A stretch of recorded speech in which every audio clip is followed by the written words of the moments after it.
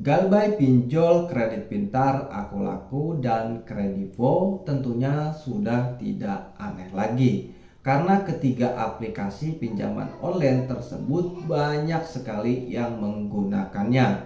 Pastinya ada yang bayar dan juga ada yang gagal bayar.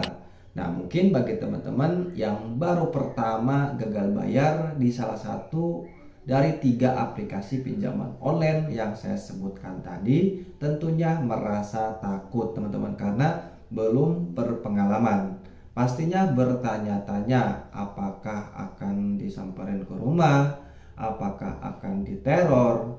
Yang pastinya iya teman-teman, bakal didatengin ke rumah dan juga akan diteror oleh tim penagihan atau DC lapangan tersebut. Nah, jadi pastinya kalian harus siap menerima resikonya teman-teman, dan mereka pun menerima resiko ya, banyak yang gagal bayar. Jadi harus siap semuanya itu menerima resikonya. Untuk peminjam pastinya ada yang gagal bayar, untuk yang meminjam tentunya resikonya akan ditagih, seperti itu teman-teman. Nah, jadi yang baru pertama gagal bayar pastinya bertanya-tanya ya, kapan DC lapangannya itu akan datang ke rumah. Ya, pastinya bertanya-tanya seperti itu. Nah, kalau misalkan mengikuti aturan otoritas jasa keuangan ya, dari semua pinjol itu, kalau misalkan nasabahnya tidak bayar lebih dari 3 bulan, itu pasti didatangi DC ke rumah teman-teman.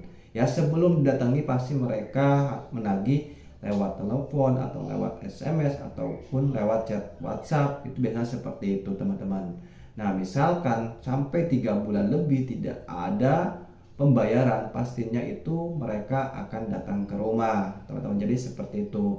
Nah, itu juga tidak 100% pasti datang ke rumah. Jadi ada faktor-faktor tertentu yang bisa ya, yang faktor-faktor tertentu yang bisa ini teman-teman ya, yang bisa si DC itu datang ke rumah kalian. Misalkan kalian gagal bayarnya lebih dari 5 juta. Nah, misalkan ya contohnya.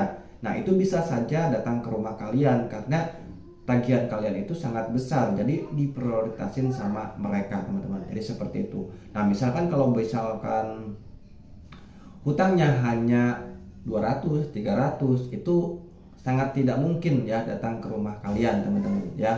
Apalagi di daerah kalian itu tidak ada yang gagal bayar selain kalian. Misalkan hanya 1-2 orang saja. Terus tagihannya itu kecil-kecil, itu sangat tidak mungkin ya. Itu cuman 40% bisa ini teman-teman. Jadi tidak akan ke rumah kalian kalau misalkan gagal bayarnya hanyalah sedikit. Kalau misalkan gagal bayar besar, mungkin bisa saja. Intinya kalian siapkan mental saja teman-teman. Jadi harus siap menerima resikonya ya, seperti itu. Pasti yang punya utang pasti ditagih. Jangankan ke aplikasi pinjaman online, saudara kalian saja kalau kalian punya utang ya pasti kalian akan ditagih, seperti itu teman-teman.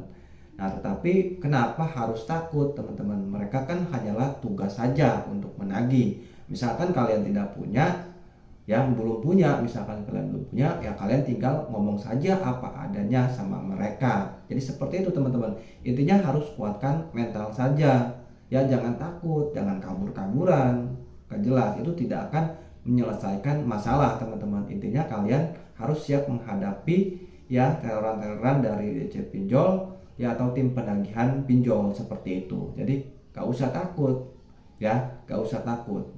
Dan banyak sekali isu katanya akan dipidana, melanggar hukum, padahal kalau gagal bayar pinjol itu ya tidak ada pidananya. Jadi nggak usah takut, apalagi ini sekelas pinjol ya, sekelas pinjol. Kita jaminannya itu hanya data pribadi kita saja ya, data pribadi kita saja. Kalau misalkan kita gagal bayar, otomatis kita nanti dilaporkan ke otoritas jasa keuangan ya, dimasukkan ke daftar hitam bahwa atas nama tersebut itu sudah macet ya, kreditnya sudah macet atau gagal bayar lebih dari 3 bulan, sehingga nanti akan di blacklist dan tidak bisa mengajukan pinjaman lagi. Nah, itu resiko terberatnya teman-teman. Jadi tidak ada yang namanya yang gagal bayar pinjol itu dipidana. Jadi intinya nggak usah takut, nggak perlu ditakuti. Kalau masalah DC datang ke rumah, kalau diteror itu sudah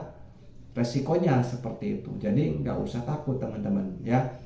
Kalau misalkan mereka itu melakukan intimidasi atau kekerasan terhadap kalian bisa laporkan ya kalau melakukan seperti itu, karena itu dilarang. Aturannya itu tidak boleh mengintimidasi atau melakukan kekerasan terhadap nasabah yang gagal bayar. Jadi kalau misalkan melakukan seperti itu, kalian bisa melaporkan ke pihak yang berwajib seperti itu. Jadi intinya nggak usah takut kalau misalkan gagal bayar, ya misalkan gagal bayar Kredit Pintar atau Aku Laku, baik itu Kredivo, intinya kalian itu berusaha saja ya. Bagaimana caranya kalian bisa terlepas dari hutang tersebut. Intinya seperti itu. Jadi jangan mikir mau DC datang ke rumah atau diteror, itu emang sudah resikonya seperti itu.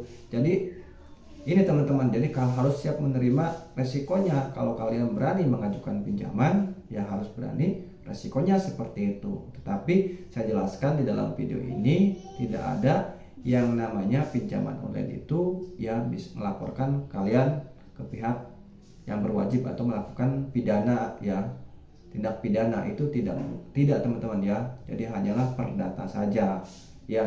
Nah misalkan kalian di teror, misalkan melakukan penipuan atau kayak gimana, kan bisa seperti itu teman-teman ya, DC itu supaya kita takut dan kita mau bayar gitu kan, seperti itu ya. Padahal kita tidak nipu ya, mereka seolah-olah membuat mereka itu ngerasa ditipu, padahal kita tidak nipu. Kita pinjam uang dan kita tidak mampu bayar, itu sudah hal biasa teman-teman ya. Jadi intinya gak usah takut jika kalian gagal bayar di 3 aplikasi pinjaman online, Kredit Pintar atau Kredivo dan juga Aku Laku. Intinya bawa santai aja, dan bagaimana kalian bisa terlepas dari jeratan pinjaman online tersebut ya.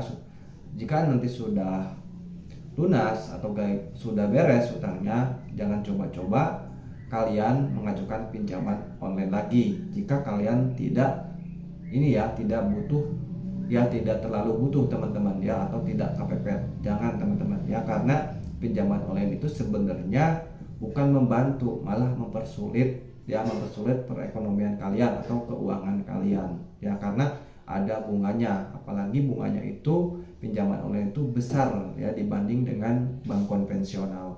Oke, mungkin itu saja. Terima kasih sudah menonton. Wassalamualaikum warahmatullahi wabarakatuh.